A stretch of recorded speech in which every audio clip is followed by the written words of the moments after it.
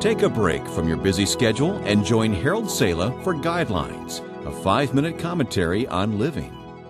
What do a businessman in Korea, a teacher in a remote area of the Philippines, a bus driver in Los Angeles, and a rock concert promoter in Kuala Lumpur all have in common? They share the same problem: time management. When I conducted conferences in these countries, I asked everyone the same question: what is your number one problem facing your family today? To my surprise, the answers were a variation of a common theme.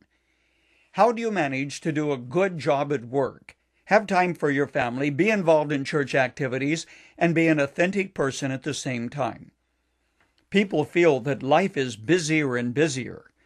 They describe the feelings of a circus juggler who kept tossing more and more balls into the air, juggling faster and faster, until they all come crashing down.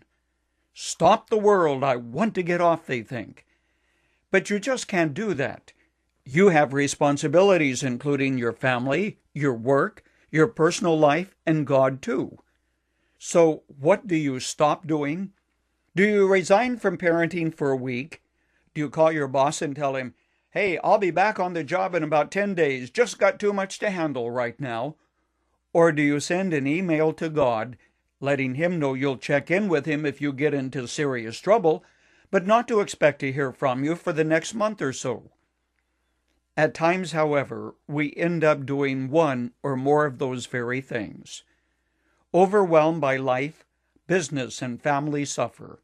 We become strangers to our kids, sometimes to husbands and wives. At times, without sending a formal message to God, we check out and leave Him far outside the mainstream of our lives. So what's the solution? Sitting down and making a list of everything you need to do, then numbering each item based on the importance of it? Most people would say yes, prioritizing life is the answer. I'm not totally convinced. As soon as you make your list, you immediately feel guilt. You know that your list is completely unrealistic.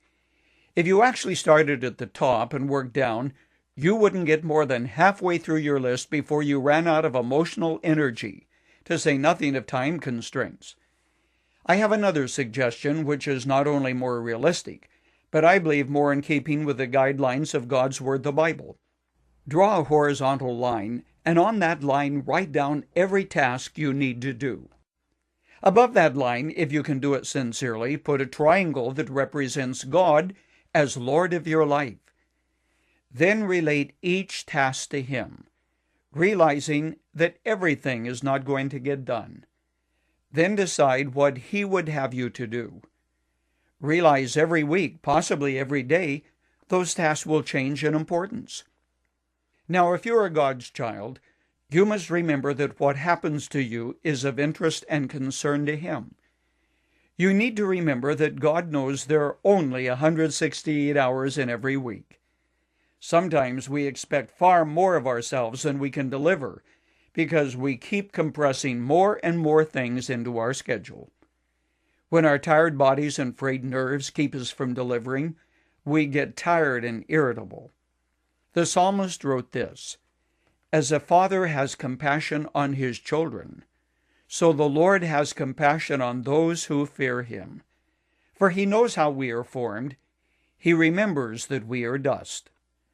Friend, God won't manage your schedule for you, but asking His direction will help you focus on what really counts, and that is a fact.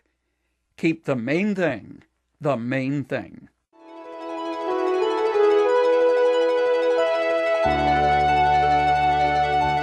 You've just heard Dr. Harold Sala with Guidelines, a 5-minute commentary on living.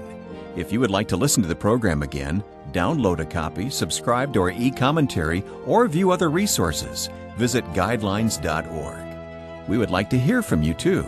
You can email us at info@guidelines.org.